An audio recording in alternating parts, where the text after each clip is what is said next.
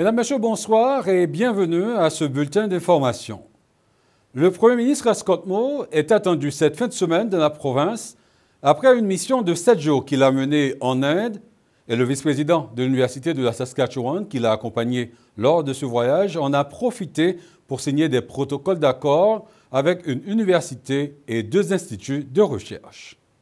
This is a university-to-university agreement where students can travel to do short-term exchanges to 2-month, 1-month, 4-month semester abroad type of programs. Our researchers can work together with researchers at the Chandigarh University to do research projects together. C'est aujourd'hui qu'a eu lieu la 8e édition du carnaval d'hiver de Eastview à Regina. De nombreux résidents et amis ont pu profiter d'une belle sortie familiale. Daniel Dutrisac.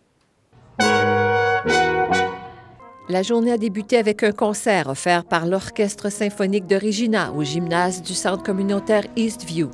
L'objectif du centre est de rendre accessible à la population des activités rassembleuses pour toute la famille.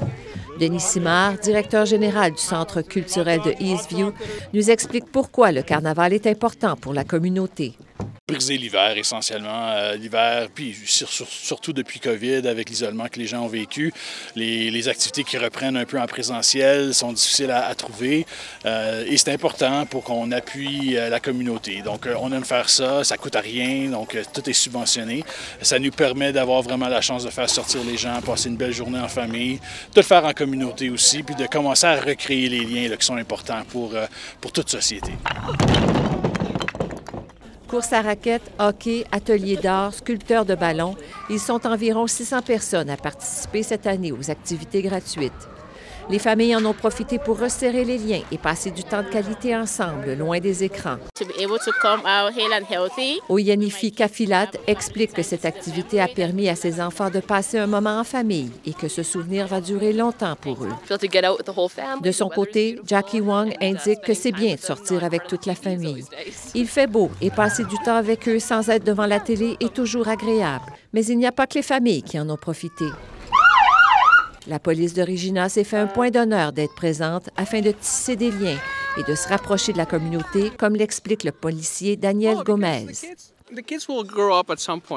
Selon lui, les agents vont grandir et il veut qu'ils sachent qu'ils peuvent parler à un agent de police et pas seulement lorsqu'ils en ont besoin. Il est important pour nous de leur montrer que nous ne sommes pas ce qu'ils voient sur Internet et que nous sommes des personnes amicales qui veulent simplement aider la communauté. Une vingtaine de bénévoles se sont affairés toute la journée et la 9e édition du carnaval sera déjà en préparation dès lundi. Ici Daniel Dutrisac, Radio-Canada, Regina.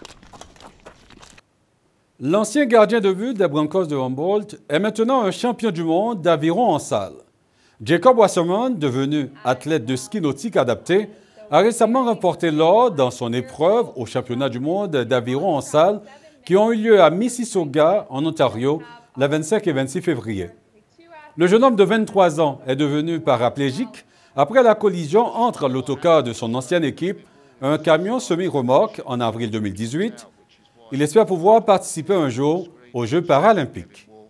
I'd love to someday be compete in the Olympics. I don't know if it'll be this next one. 2024 is a quick turnaround, but I don't know. I guess we'll see how the summer goes. But I know 2028 would be the next one, and I think it would be an awesome experience. I don't like to go into things without trying to do my absolute best and get to the top level. So I'm going to keep working hard, and if we get there, right?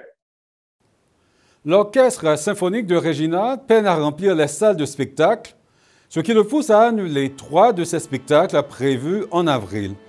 Le directeur musical explique qu'il voit des salles remplies à 20% de leur capacité et il estime que la pandémie a changé les habitudes des potentiels spectateurs. La situation est différente pour l'Orchestre symphonique de Saskatoon, où les ventes de billets ont dépassé les attentes. Voilà, mesdames, messieurs, c'est ce qui complète ce bulletin d'information. Ici Ernst, jeudi, et au nom de toute l'équipe, je vous remercie d'avoir été des nôtres. On se retrouve plus tard et d'ici là, bonne soirée.